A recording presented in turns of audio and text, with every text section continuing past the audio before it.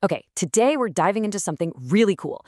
It's a new AI model called WorldCam, and honestly, it might just be the thing that completely changes how we play video games. We're talking about a huge step towards those truly infinite, explorable worlds we've all been dreaming of. So let's get into it and see how this thing actually works.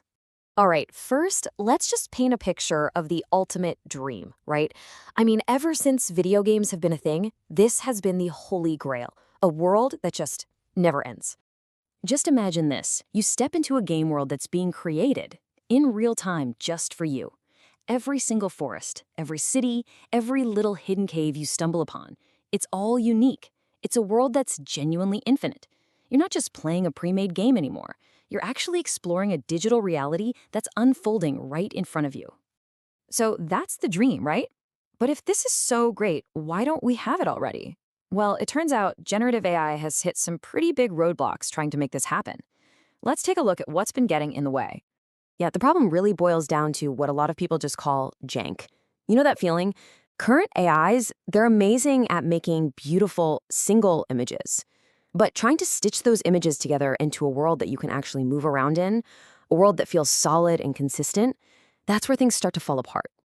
And this jank really comes from two main issues. The first is just imprecise control. The AI just doesn't quite get what your keyboard and mouse inputs are supposed to do, so movement feels floaty or just plain wrong. And second, and this one is the real killer, is the complete lack of 3D consistency. So here's the core of it. Older models just didn't understand the basic link between your actions, what you're doing with your hands, and what you're seeing on screen.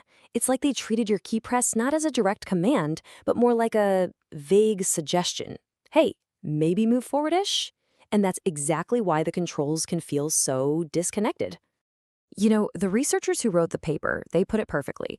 They said this whole disconnect leads to, and I quote, misaligned camera motion and inconsistent 3D geometry. It's a technical way of saying the world just feels broken because the AI doesn't even understand the basic physics of looking around. Honestly, the easiest way to wrap your head around this is to think of it as digital amnesia. Seriously. Imagine you're standing in a room. You see a chair. You turn around to look out the window for a second, and when you turn back, poof, the chair has moved. Or maybe it's a completely different chair now. That's the problem these AIs have. The world has absolutely no memory.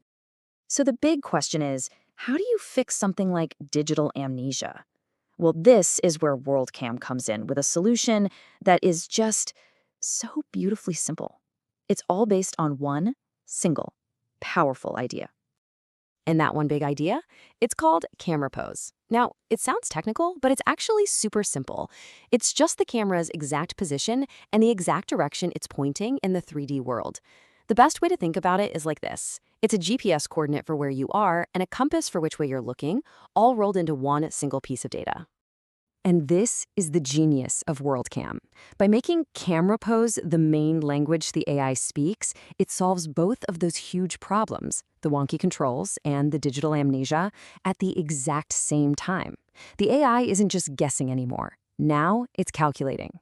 And using this new language gives the AI two incredible superpowers. Number one, it can finally translate your actions into super precise camera movements, which means much, much better control.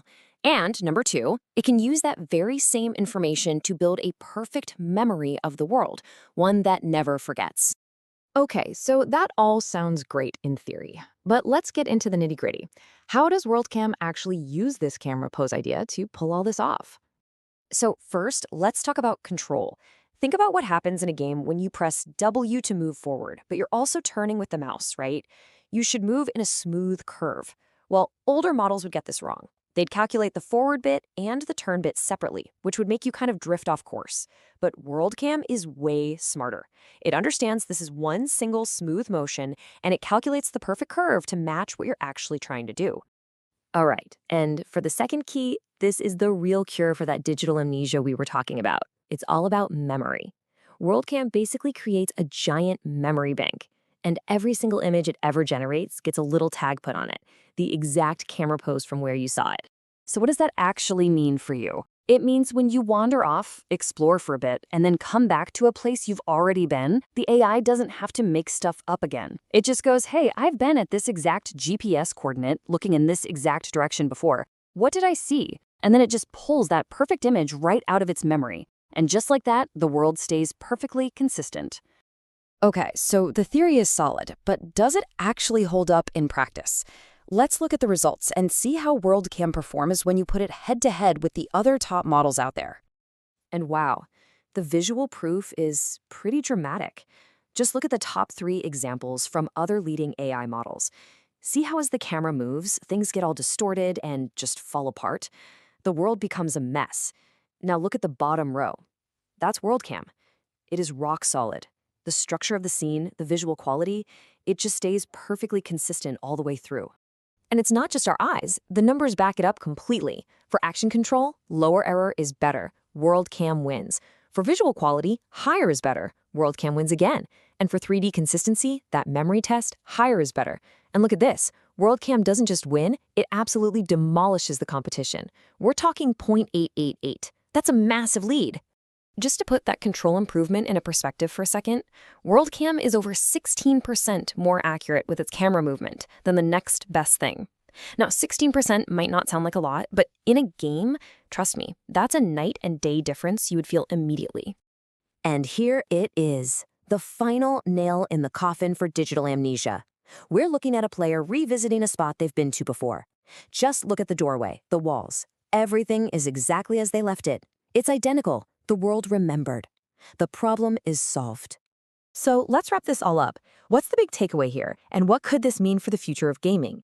Really, it all comes down to this. By focusing on that one elegant concept of camera pose, WorldCam has cracked the 2 biggest problems that were holding back AI-generated worlds. It gives you precise control, and it gives you a world that feels solid, stable, and real, because it finally has a perfect memory. This technology, it gets us so much closer to that incredible dream we talked about at the start. And it really makes you wonder, right? With AIs that can build and remember entire worlds on the fly, how long is it until the games we play aren't meticulously designed by a team of people anymore, but are just discovered?